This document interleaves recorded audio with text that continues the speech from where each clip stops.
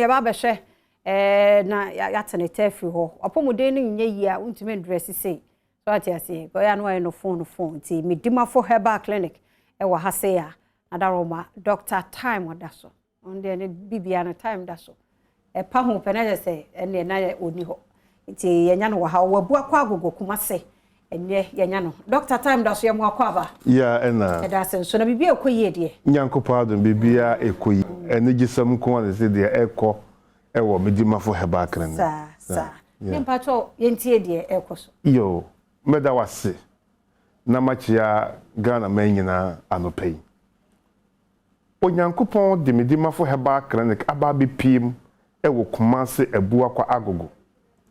de doctor kan kire obi a ohwe no mu amaye adwuma bre na waso amane so wanyina Kristo se momla ne nchen obema mode be ohome Dr. Tam da se eye onyankopon na de doctor yi aba be si Ghana mamu se obi bia yale ha no yale ha ma bebre akadem bebre wosika enso wontumi nyede enko emanti doctor se mu ayale ha mo na mabre na machina Kumase ebua kwa agogo Copas last stop nyankopon adom ti doctor se obema mode be ayaresa because eye tumi ya ewo ebibiduro ayaresemu ena onyankopon edi ahye Dr. Tam da so ensa enye doctor na ebo no ho manyansa odi Tam da so eye na yalefo a eba ne nchen we ba ma me konansa ho beto na ne ho ayde atono we ba ma me ko na wotwe ho beto nyankopon adom na wotwe na wo ho ato na yalefo na amane edin Dr. Tam da so enti wo hemie me pacho doctor si be piem wo Kumase ebua kwa agogo Copas last stop ho oyalefo bia Medimafo ne ho a atinye bia nyede eni ho de doctor eta kan se gise de wawuo anasa ne nsa gu no bon tu nan ese Medimafo Herbal Clinic se mochremanfo enyante tag emo ho anopei na sa wotiase na yale na hawo yale na titi wudia be piem wo Kumase ebua kwa agogo ho eniema esisie adansi ya ekoso enyina ya adansi trodo se onyankopon de ayalesa aba be piem ewo Kumase ebua kwa agogo entina se obi ba na se nani nhuna dia eni nansa wase doctor metimi sinapane entina obi ba na se wontumi nkasa ade bachi wo betima de ne sisi achia me pacho na ade enchena atene doctor si be piem obi se doctor mi na ntwe kura etwamu a mi nhunu de betimi za abo 130 na ekoi enimonyam kanyankopon ofisa ni a waye ewo Medimafo Herbal Clinic eso paye papa enti be piem wo Kumase ebua kwa agogo Copas last stop ho eho na yemfa poma ma ho empire no wo ba na ukura poma on san fa poma no san so nkofie da wo ba na wutihwe mu a nyankopon adom de eni na awotwe a on san mravre unkoduru fie utimi snapane ewo Medimafo Herbal Clinic doctor si obu akonta bosome miensa yenhwe mrewafo ato poma aguo mrewafo a yewo 80 90 85 na wokura poma watu aguo doctor se eburu empem wotwe ena wokoduru ayiase wedin asem party ase na se wuhu abrewa na wodi asa akokora na se nani agea ubizan se edie be na ekoso wumfie die nka wanyini adan na wutimi esa de okatwan se Medimafo aba se obibia wobeye sitie na watu ana maba Medimafo Herbal Clinic ne nyankopon adom bafo me ho betome memfanye bibia de doctor ehia yese wana montuo ena no pa ya wo hwami nyankopon be ya adom na ekina anopa anasa wo hwami ala wo betumrika na waba Medimafo Herbal Clinic na waba bedi line no so a nyankopon adom ti ayaresa ebe ya wodia fa hodi ebe ya wodia yale na wako wo se yale no ni aduro no Mami awo hemiem papa wutie mi onye de eni eduro etiza wuchinchi ko baabi na sa wo antowo a enye sa yale ani mum na enye de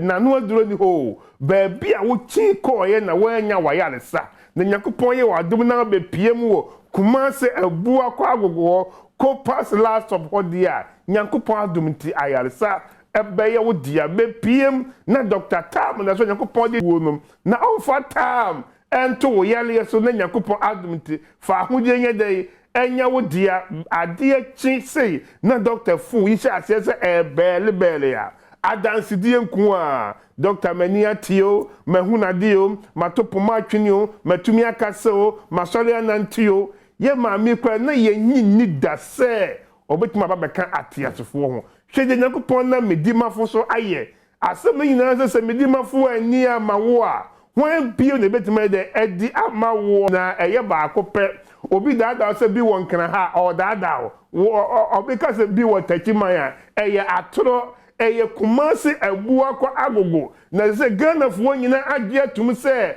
wo yale na wo bekọ ba bi ebenwo na wakoto sika egu akwa ho na agye sika dosopo na enkosi agade wo de fa ka ana wo chinchini kura be na fotowo a emfaso wo so enti na wo be pie Medimafo Herbal Clinic ya empayfo ta kan asebi se eduro gye honam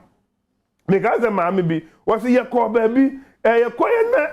nkrofo se eye esme de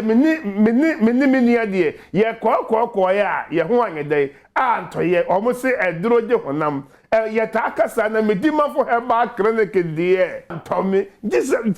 gisa wa ama na wo be piem ko ade a baby bia wo hemi bia aboa pesa se didi kwan enwa be piem ewo Kumasi ebua kwa agogo ho na Dr. Tam da so a Nyankopon amani tumi a da biela da de ehun wanse ena anopaye a ade achin nipa be se edioson de yale na wodi fifi eba ena wo Medimafo Herbal Clinic no on sanso mfa nkofie da Nyankopon adom enti Nyankopon de yale nyino na obetu na mo abakopa last stop na obeduru a wona ase wo yale no wodi sresre sika na woni wabusuafo kora ache dia Nyankopon adom ti ebeti wani so ewo Medimafo Herbal Clinic be piem ewo ho obi tie mi ana wo hwe me Dr. Mississippi machika se mi kotodwe mi kwada mi de ma Dr. Timika se yale bi ye 30 case ne se ube piem ayade akese a hospital akese etimi reject say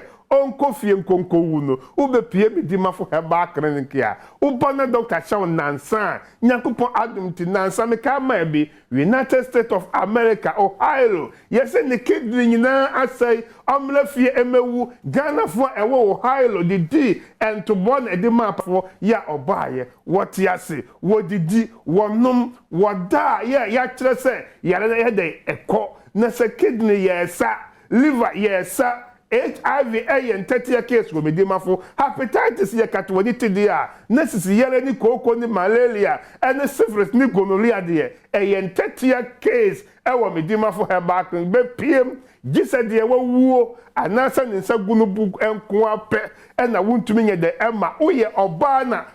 wuntumi wu eba na wo pa Ghana ha nyina na se wiase nyina doctor we pe de kopo acha na awadura edumie no wonu ya na wonu kunu ahia muhia ba kunu ebra wonu wabon awia munhia biem ko se boso me beso obo se nyinsa ye dai aba betom nyinsa betom wie ansa na watua ho ka Nyankopon adom mama oba owon finhia aduonum wotwe 58 years ya na watwa bra finhia dunum aduro amana wo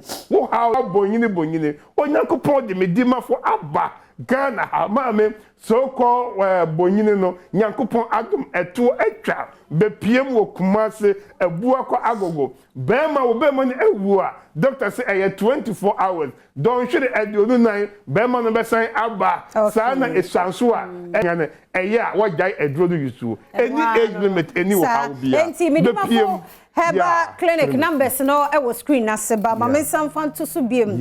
0244 774282 0244 774282 and 0500 727215 0500 727215 and a want to say yet tin tetrete kukuruku bagaya na say wa continue anopa de emfa wo si ha mo nyamisha wo do wo so mo bi anka bi wo de ni na to ho mai da se nti da se ne ye besa hia ya da se papa